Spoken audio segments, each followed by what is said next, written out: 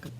Hi, and welcome back to another season of Trauma Informed Church. I'm your host, Suzanne Burns, and with me today, I have a special guest who is our Director of Client Services at the ministry that I run. And we are going to be talking over these next couple of episodes about a specific situation, a very specific client. We want to be mindful of her privacy, but we also really feel like the things that have happened in the last week and a half are important for the greater church body to understand. The whole purpose of this channel is for the Big C church, the communal church, to understand how trauma affects the people that you seek to serve so that you can serve in wisdom.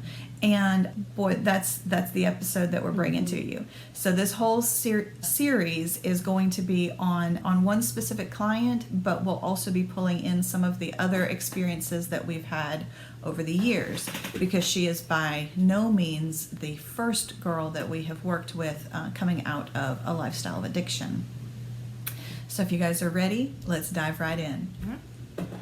All right, so last Sunday morning, I got a message from a friend of mine from church, and this was a girl who has a history of addiction and had already been struggling, and we had already been seeing some warning signs, and so we were not surprised that this was coming. So why don't we pause right here and let me ask you, what were some of the warning signs that we saw, and what were some of the things that immediately started going through your mind when I was telling you about this situation? Okay.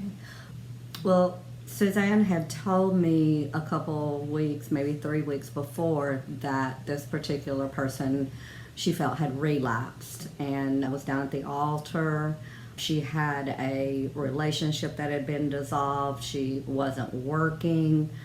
She was just struggling and needing something. Yeah.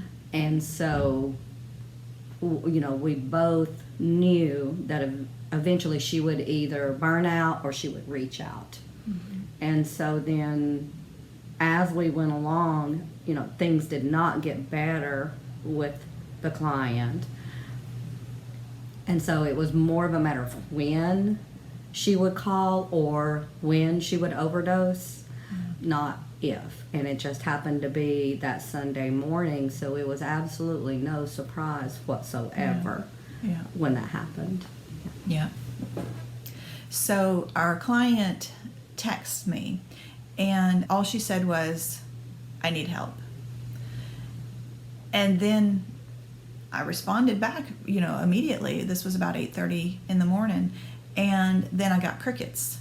Absolutely no response for a while.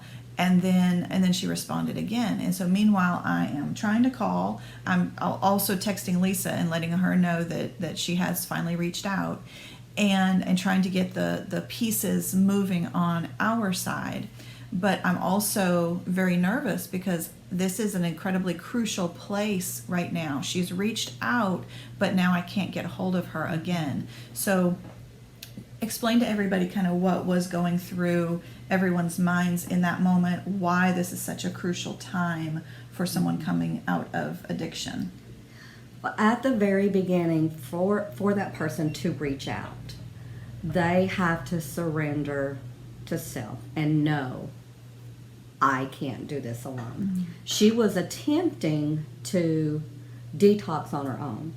In her mind, it was not affecting her kids. She was able to function, and as long as she had the drugs, she could do what she needed to do. But everything started spiraling out of control. She got to the point where she tried to stop on her own.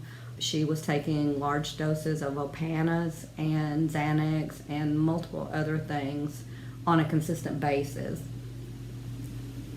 And for anybody's system, that is something that is not easily detoxed from. It can be deadly. And with her history, she actually has a breathalyzer in her car from a previous DUI. She has been to rehab before. Her method of using the drug may be what saved her life, and I guess we can talk about that, as we get into it. But her reaching out and asking for help was the very, very first step. And once she does, she's made that acknowledgement. From there, there is absolutely nothing you can do but wait on her to come back. It's like a serve and return. She gave and you said, okay, let me know what I can do. You have to wait on her to be able to tell you.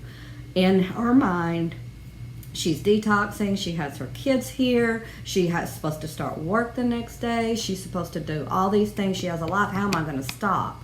How am I going to manage this?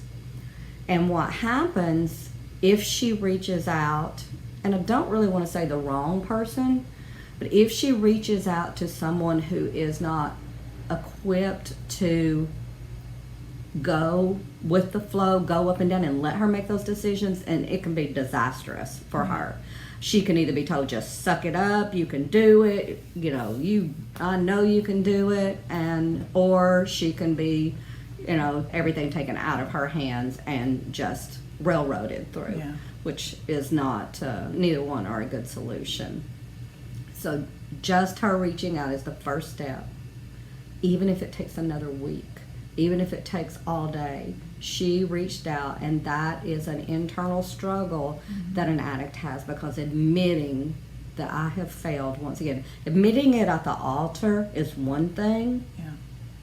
Admitting it when your children are present and you are supposed to start work, and it's so difficult to get to the point where I need help.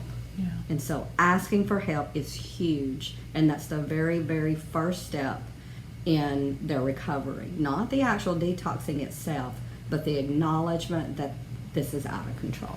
Yeah. I think that's a really important piece to remember. And I think, too, that all too often what we want to do is, as the sober ones, as the ones who love this person, is to jump in and fix it. Okay, just like Lisa was saying, we're going to come in, we're going to deal with this, we're going to get you the help that you need, we're going to take over. And that sounds like a good solution, but the reality is that it takes the decision away from the addict. And so, just like one of the things that we talk about a lot here in our ministry is that just because you were clean for 6 months while you were in jail does not mean that you have been 6 months clean. You were forced clean. And so once the person gets out of jail or out of rehab, that's really when their clean timeline starts, because now it's a matter of choice.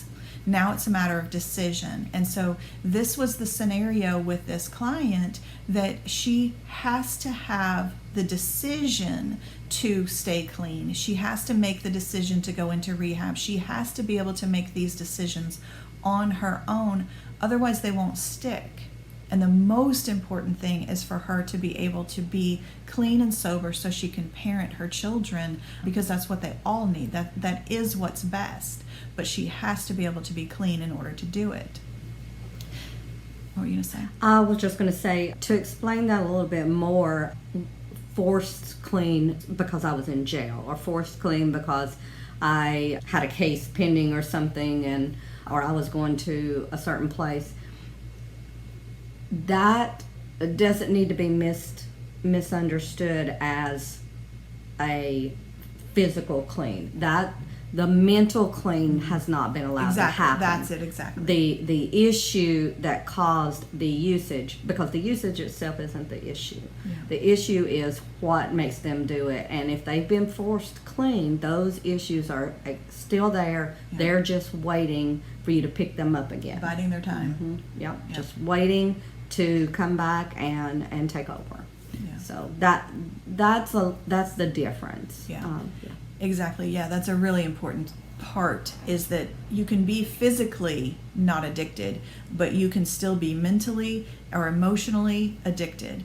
And there is a level of spiritual addiction, and there is certainly a level of financial addiction. So it's all interconnected. And if you fix one of them, you're no longer physically addicted. That doesn't necessarily mean that the client, the individual, is addressing those other types of addiction. And so as soon as the opportunity arises, in our scenario, most of the time, not with this particular client, but most of the time, we're dealing with women that are pregnant. And so a lot of times they're clean while they're pregnant because that's what's best for the baby, and they know that. But as soon as that baby's born, now they have to continue to choose it because now they don't have to be clean. So when they don't have to be clean, that's when it becomes that much more crucial for her to make those decisions for herself, because she's going to be not pregnant, or she's going to be not in jail or not in rehab for a much longer part of her life. She has to make the decisions to stay clean every single day for the rest of her life. Or she's not only going to fall back into addiction, but she's going to fall into it at such a much deeper level than she's ever experienced before. So a scenario where we knew ahead of time that this was likely to happen, more than likely to happen.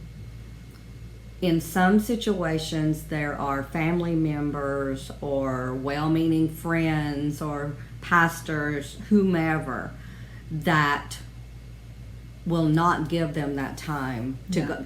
You got to go do this now. You need to go do this now. You just need to suck it up. I'm going to make you do this, and I'm going to make you do that, and why don't you do this, and why don't you do that?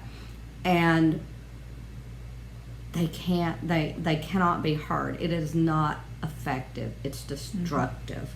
It is destructive. Even the addict that is out of their mind knows when they need help. The majority of the time, unless there's such a severe psychosis that they're not in control anymore, they have to make that decision for themselves when the time is right. And it's not our place to do that. I had that happen this last week, and my response was, when they're ready, that's when we will step in with our toolbox. When the Lord's timing is right, we can hold our toolbox and be ready. However, we cannot go in and force anyone to do treatment. We can't force anyone to just get over it, but have your tools ready, have them sharp, and know which ones to use and be ready to go when they need it. And sometimes it's going to be too late. But that's not in your control. That's not in your control. Exactly. And that's one of the things that's the hardest to deal with is accepting on this side that we don't have any control over whether or not she will say yes, or that individual that you're working with will say yes to help, yes to the rescue. Because until they're willing to receive it, it's just like you come across a wild kitten in the rain, or a puppy, and you want to rescue it. You're trying to get it to come home with you or to get to a safe place, but every step you take towards it, it runs away. You have no control over its acceptance, its willingness to put its trust in you for the rescue. Sometimes in the animal kingdom and also in the human kingdom, sometimes it is easier to fear the rescue than it is to fear the darkness. And that is just the reality of what we do in working with people with addiction, in working with people with significant mental health diagnoses, and people that are chronic homeless or chronic trauma, and all of the above. They have to be able to make these decisions for themselves, and that means that they have to have permission to make what we would consider the wrong decision. Otherwise, it's not truly a decision at all. And I think that is probably a good place for us to end this episode.